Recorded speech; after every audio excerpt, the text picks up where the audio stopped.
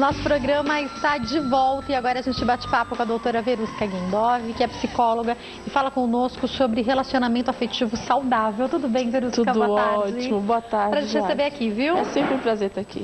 Às vésperas do Dia dos Namorados, a doutora Verusca está com corações, né? Dia dos Namorados, amor, muito amor, muito amor. É isso aí. Agora, o que a gente sabe é que muitas vezes as pessoas não estão em relacionamentos saudáveis e querem comemorar esse dia.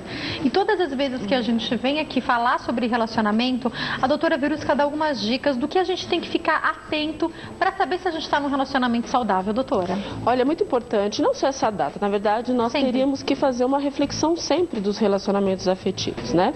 Agora, já que estamos tão próximos dessa data, que a gente possa usar essa data para refletir. Como é que está seu relacionamento? Eu acho muito complicado já que quando o relacionamento está muito ruim e as pessoas utilizam as datas comemorativas de relacionamentos como 12 de junho para mostrar para todo mundo que está ótimo, sendo que na verdade não está. Então acho que a primeira informação é não se engane. Verifique o que pode ser modificado, utilize dessa data para você tentar trabalhar essas expectativas, o que pode ser mudado, o que pode ser melhorado. É muito importante. E aí, doutora Verusca, eu queria entender do tanto de pessoas que eu sei que você atende sempre, os problemas que acontecem num relacionamento de namorados são diferentes dos problemas que acontecem de casais que já estão casados há muito tempo? Sim, é interessante essa colocação, Jaque, porque as pessoas começam a namorar, elas criam uma série de expectativas. Então elas se escondem um pouco no relacionamento. Elas não expressam exatamente o que elas estão sentindo, às vezes não querem colocar como elas são, por medo de uma rejeição. Então todo o processo de namoro envolve muito isso. Quando a pessoa casa, parece que quer colocar tudo de uma vez.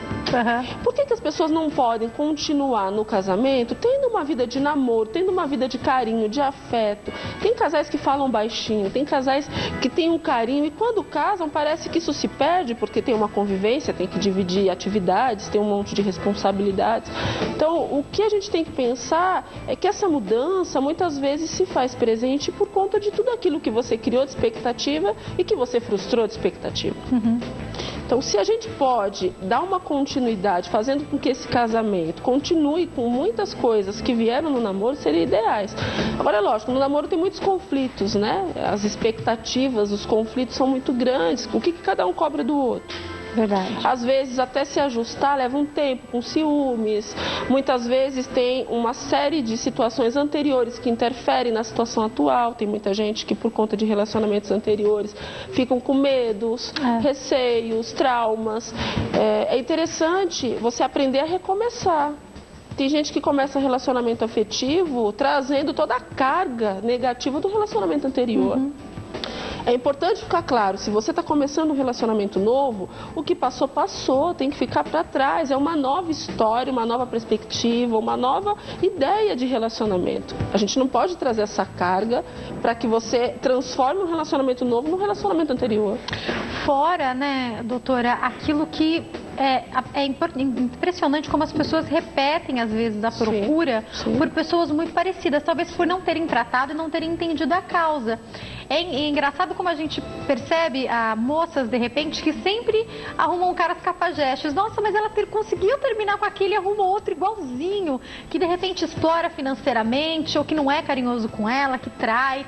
A mesma coisa no caso dos homens também. Por que será que isso acontece, doutora? Nós temos uma tendência à repetição. Então, se você busca uma certa característica, o que essa característica traz agregado ao processo? Às vezes a pessoa gosta de um perfil e não percebe que aquele tipo de perfil traz agregado uma série de situações. Então, o que você está buscando? Você quer alguém que te proteja demais? Aí depois não reclama que ele vai ser mandão, né? Sim, ou então ciumento. Ciumento. Então a gente precisa entender o que a gente está buscando. Eu acho que fazer uma listinha do que a gente busca ajuda muito, já. Se você está sozinho, tem gente que reclama pra mim, Verusca, mais uma vez, Dia dos Namorados sozinho. É uma ótima chance para você fazer uma lista do que você está buscando, para que você realmente consiga buscar uma pessoa dentro das características que você espera. Senão você sempre vai cair na repetição. O que você não dá conta? Então já foge de características que você sabe que não vai dar conta. É importante esse planejamento. Um relacionamento afetivo adequado, feliz, ele precisa de planejamento, ele precisa de observação, ele precisa de ter um período de tempo buscando informações para que a gente possa realmente dar um passo. Agora, queria te fazer uma pergunta aqui. Já ouvi muito falar que para você saber como esse rapaz vai agir com você depois que você casar, ou como essa moça vai agir com você depois que casar, observa como é em casa, como trata os pais, como se relaciona com a família. É verdade isso? É verdade, Jaque. Antes de se casar, é muito importante que você tenha completa consciência de como funciona a pessoa que você escolheu. Qual é o perfil, qual é a personalidade, como é que ela trata as pessoas, como é que ela lida com família, como é que lida com emprego. Porque se você observa esses dados, você já vai saber exatamente como ela vai ser no futuro, como é que ela vai te tratar, como ela vai tratar a sua casa, como é que ela vai tratar seus filhos, que também serão dele, né? E vice-versa. Então, por exemplo, você já vê que você gosta de um rapaz, o rapaz é estúpido. Estúpido com a mãe, com o vizinho, com o chefe. Por que você acha que com você no futuro ele não vai ser? É da personalidade daquela pessoa, é do perfil daquela pessoa. Então, se você já observa que existe uma estupidez, já foge disso. Aí eu tô lembrando do que o pastor Duarte, Cláudio Duarte, fala que uma moça foi se aconselhar com ele, já deve ter ouvido isso. Ela foi se aconselhar com ele e falou assim: pastor, meu noivo, eu gosto tanto dele, mas ele bate na mãe dele, a mãe dele me falou, a mãe dele chora, tá toda machucada. O senhor acha que eu devo me casar com ele? E o pastor disse que falou assim: deve, casa sim, casa sim, você livra essa mãe de apanhar e começa a apanhar você. Porque tem coisas que são óbvias, não é, doutora Verônica? Isso é uma brincadeira, mas faz sentido, né? Sim, mas infelizmente as pessoas, quando elas estão apaixonadas, parecem que elas cegam. Elas não querem enxergar o óbvio, porque o óbvio traz dor. E o medo das pessoas ficarem sozinhas, de ter que buscar uma nova pessoa é tão grande que às vezes elas se acomodam num relacionamento ruim.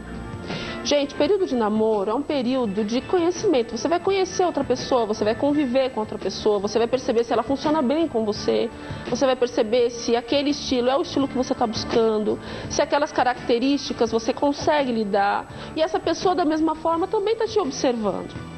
Se nesse período você já percebeu que a situação não está dando certo, que o relacionamento está caminhando para um fracasso e você fica muitas vezes fugindo disso, remendando a situação, você pode estar protelando para o futuro um problema que você já poderia resolver. E esse negócio que depois que casa melhora não existe, né? Pelo contrário, a convivência ela vai trazer o estresse natural da rotina, o estresse natural da própria convivência.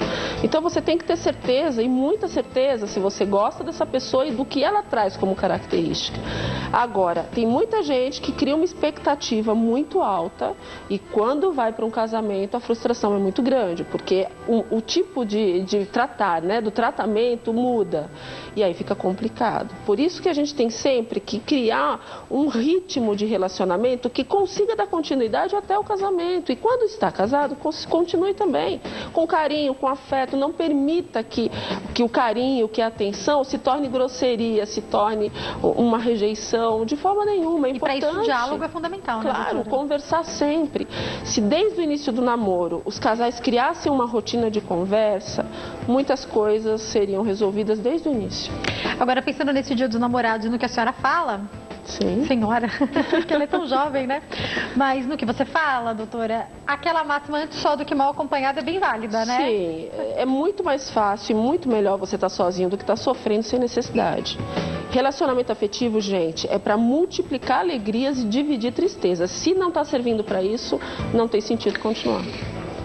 Eu queria te fazer uma outra pergunta, Verusca. Eu queria entender, doutora, uma coisa importante. Nessa época do Dia dos Namorados, a gente sabe que a maioria das datas, inclusive, Dia das Mães, Dia dos Namorados, Dia de Natal, geralmente é de fato uma grande data comercial, né? Sim. A gente deveria comemorar esses dias sempre, mas são datas comerciais. Sim. E são datas de quê? De presente.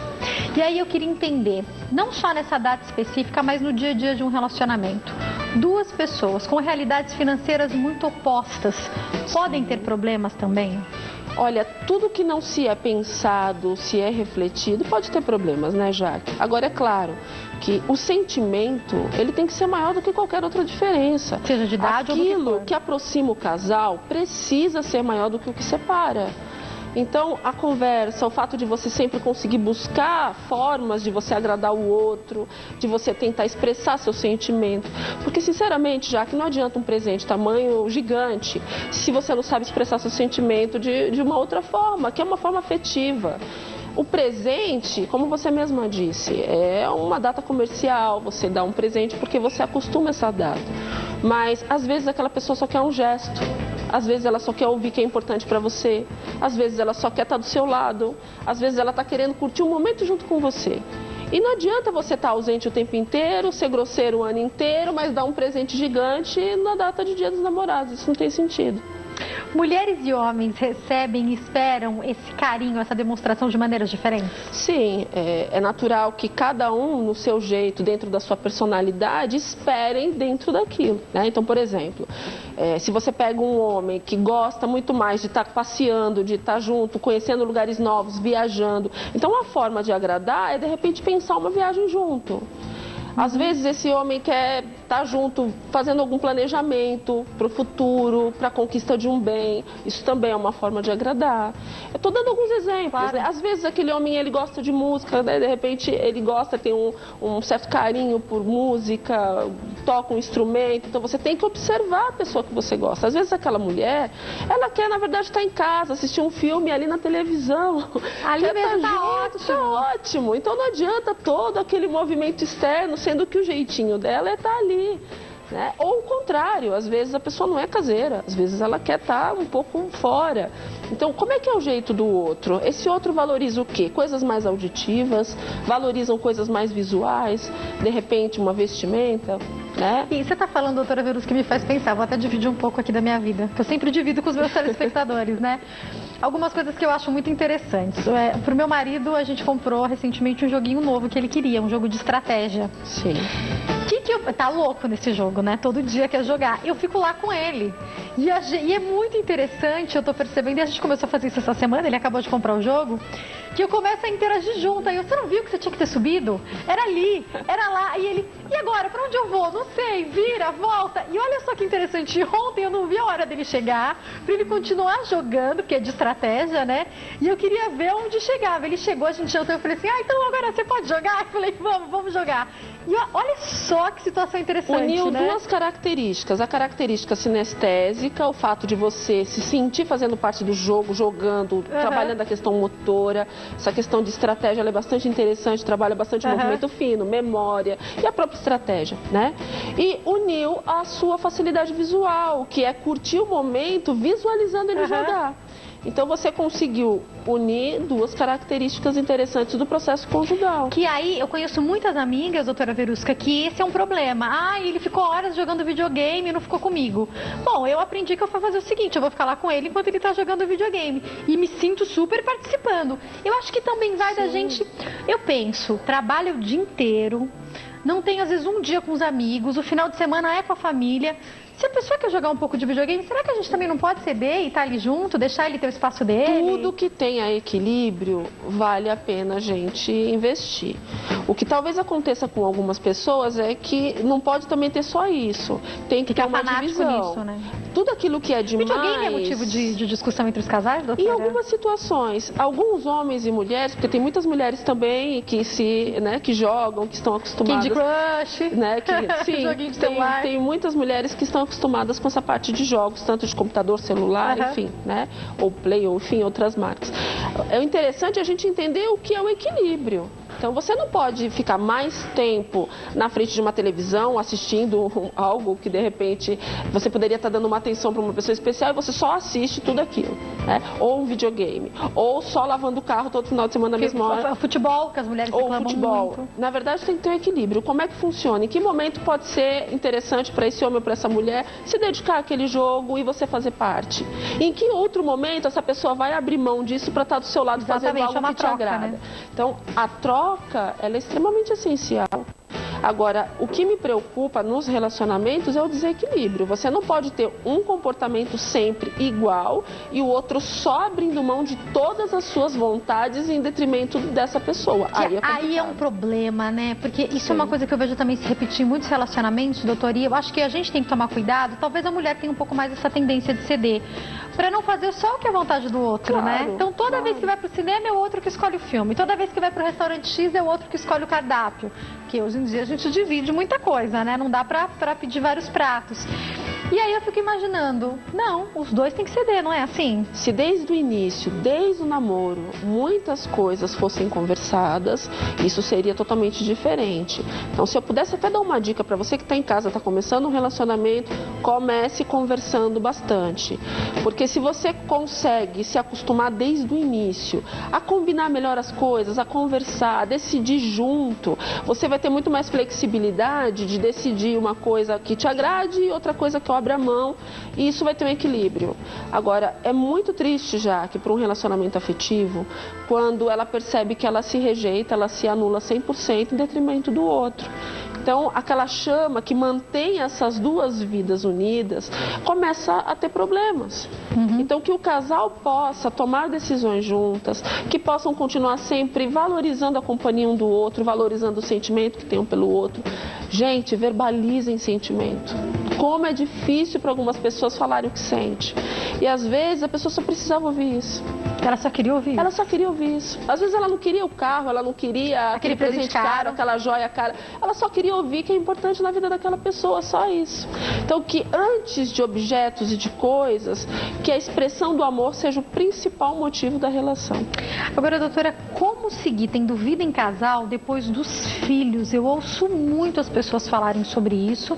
Então, se de um lado eu ouço os homens reclamarem, que principalmente no começo a mulher fica vidrada só no filho, de outro eu vejo as mulheres reclamarem que ele não leva mais para sair, não leva mais para o cinema, porque eles só pensam na vida dos filhos. Como conseguir esse equilíbrio? É claro que quando você planeja, né, quando o filho entra numa vida conjugal, ele vai mudar toda a estrutura dessa família, né? Várias coisas precisam ser replanejadas. E a divisão do tempo é uma delas, que é necessário você fazer esse tipo de programação. Inclusive, é uma alteração, é um fato. No começo, Sim. o bebê precisa muito da mãe, né? Sim, é necessário. Ele é uma continuação dessa mãe. Em algumas situações, esse bebê vai começar a reconhecer o pai 9 meses depois de nascido. Então, é natural que uma adaptação seja feita. Mas é claro que se você já sabe disso, você que é pai, não, eu não quero ser reconhecido pelo meu filho só 9 meses depois. Então, converse com a barriga da sua esposa. Faz ele reconhecer a sua voz desde o nascimento. Faz ele saber que você é alguém importante, que você estava presente em todos os momentos. Tudo isso é um planejamento. E que atividades você vai fazer para as crianças? Que atividade você vai fazer para sua esposa, para seu esposo? Que atividades você vai fazer familiares? Tudo isso tem que ser muito planejado. A senhora está falando, doutora Verusca, e eu tenho os meus sobrinhos, e um deles particularmente, eu acompanhei toda a gestação, e eu falava muito com a barriga da minha cunhada, muito, e eu brincava, eu ainda falava assim, eu vou ser sua tia predileta, hein, Igor? Eu brincava muito na barriga dele. De fato, de todas as crianças que tem na família, ele é o mais apegado a mim, aliás, hiper grudado comigo mesmo. E eu acho que essa relação desde o ventre tem sim tudo a ver, né? Tem. A criança, gente, a criança quando ela nasce, ela já nasce geralmente com 9 meses. E desses 9 meses, pelo menos 6 meses de memória. Então, ela tá já tem memória auditiva, ela consegue sentir cheiros, ela tem essa memória também. Então, é interessante, principalmente a memória auditiva. Por mais que o bebê esteja envolto em líquidos, né, o som, ele tem uma certa alteração. Não vai chegar como a gente ouve, mas vai chegar, né? Exatamente, mas chega, e esse tipo de informação que chega, o bebê está absorvendo. Então, o afeto, a forma como você lida, a forma como você lida como gestante com o mundo, está sendo absorvida para a memória dessa criança. E boa parte dessa informação vai ficar ali. Então, quando essa criança nasce, ela vai principalmente sons, vai buscar esse som, vai buscar essa identificação. Então, todas as pessoas que conversaram muito com você vão estar presentes para esse bebê. Então, esse bebê vai ter uma certa aproximação maior por identificação de som. Então, é muito importante. Pai, se você quer participar desse momento, né? Não quer ficar fora desse momento, já na gestação conversa com o bebê, né? Sim, é necessário que você converse, que você expresse seus sentimentos, que você consiga já criar um elo de afeto. E uma programação, porque depois do nascimento desse bebê, essa mãe também vai ter que ter um momento afetivo, vai ter que ter um momento familiar, vai ter que ter um momento profissional, então vai ter que ter uma divisão aí. Aí, doutora, outra coisa que eu acho importante a gente falar, que eu vejo muitos homens reclamando. A mulher, depois que ela tem bebê, ela parece que se torna só mãe.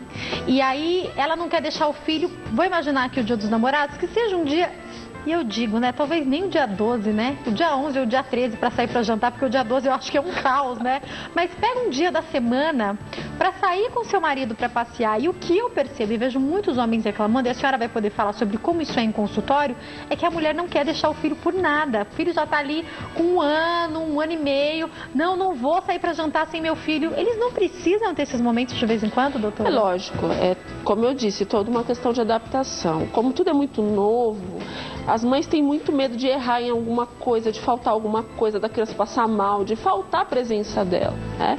Mas tudo é uma questão de adaptação. Se desde o início ela envolver as famílias, os avós, os tios, enfim, envolver aquelas pessoas que são queridas também e que fazem parte dessa criança. Vou fazer um suporte para a família, né? Essa criança tem direito à convivência familiar, já que ela tem direito de conviver com os avós, com os tios e com todos, porque é um benefício para a criança.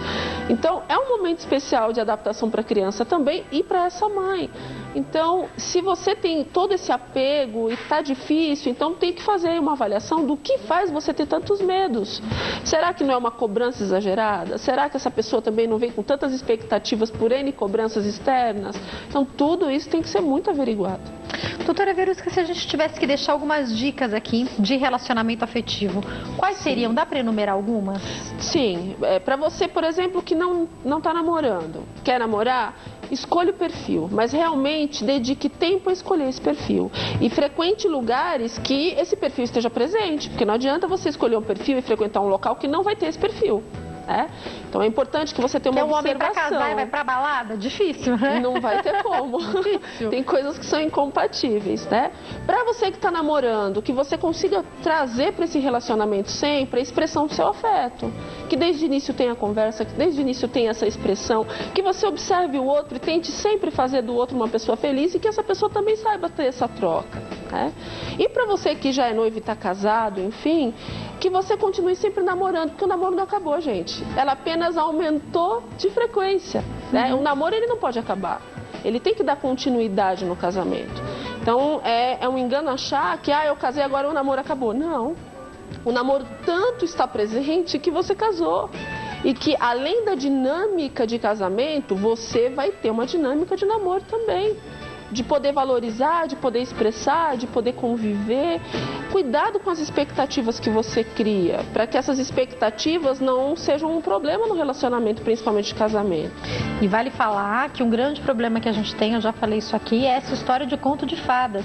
Aquele príncipe e aquela princesa não existem na vida real. Não. E a pessoa às vezes cria expectativas que são irreais para uma pessoa, né? Se você está esperando uma pessoa perfeita, e eu sinto te informar, não existe. Existem pessoas com diversas dificuldades e diversas vantagens. Quais vantagens você busca, quais dificuldades você consegue lidar. Então, que você costume buscar essas dificuldades, esses defeitos, vou chamar assim, e aprenda a lidar com eles, porque você também não é perfeito nem perfeita. Verdade. Ninguém é, né? Então, que a gente possa identificar e aprender a lidar. O que eu dou conta? Eu dou conta desse tipo de dificuldade? Não. Ou então, uma outra dica que eu também não posso deixar de colocar aqui, para você que acabou um relacionamento, principalmente perto da data do Dia dos Namorados. Tem muita gente que entra até em depressão, Jaque, porque acabou um relacionamento, principalmente numa data que é considerada uma data de afeto, né? Olha só, não é porque o seu relacionamento não deu certo que vai sempre ser assim. Procure refletir o que foi que deu errado para que você não tenha mais esse tipo de aborrecimento no futuro. Quem sabe o amadurecimento dessa situação pode trazer a pessoa de verdade agora. Quem sabe as escolhas não são melhores agora. Às vezes, terminar um relacionamento pode ser o início da sua grande história. Então, transforme esse término na sua grande história. Talvez é a partir desse término que você vai realmente ter um relacionamento de verdade. Doutora Verusca, para a gente finalizar, já que a gente está falando sobre essas pessoas que estão solteiras, é a importância do que eu percebo com a vida, e eu gostaria que você, como psicóloga, falasse para a gente fechar o nosso bate-papo, é que para você encontrar alguém e ser feliz, eu percebo que é importante você ter um momento em que você consegue estar pleno sozinho. Sim. Porque as pessoas vão misturando um relacionamento no outro, estão com um para esquecer o ex, e aí já terminou com esse e já está procurando o outro porque não quer ficar sozinho. Sim. Parece que a pessoa não é feliz sozinha. É muito melhor a pessoa encontrar alguém quando ela está plena, não está precisando de ninguém, mas olha, eu encontrei aquelas características que eu queria, não é? Sim. É no momento que a gente está mais segura ou seguro, mais tranquilo, mais focado nas suas atividades e às vezes nem é tanto no relacionamento, né? Que você consegue encontrar as grandes pessoas. E o mais curioso, já, é que às vezes elas estão do seu lado e você não percebeu. Às vezes a melhor pessoa da sua vida está ali convivendo com você e você nem se deu conta disso. Então, procure se conhecer. Procure se conhecer, procure se valorizar, procure se fazer feliz. Porque se você consegue isso, você consegue fazer qualquer outra pessoa feliz também. Agora, se você não conseguir encontrar a sua felicidade, a outra pessoa não vai conseguir te completar. Ninguém vai conseguir completar, né? Você tem que ser pleno para encontrar outra pessoa, né? Foi um prazer te receber aqui, como é sempre, um viu? prazer. Muito obrigada. Eu que Quem quiser agradeço. entrar em contato com a doutora Verusca, telefone 0 operadora 119 8249 0073 e o YouTube, o canal dela, youtube.com/doutora Verusca, DRA Verusca. Quem quiser mais dicas, eu tenho vários vídeos falando sobre relacionamento afetivo, namoro, aproveita. Então entra lá no YouTube e acompanha tudo. É isso Obrigada, aí. viu, doutora? Eu que agradeço. Um abraço. Fica com Deus. Tchau.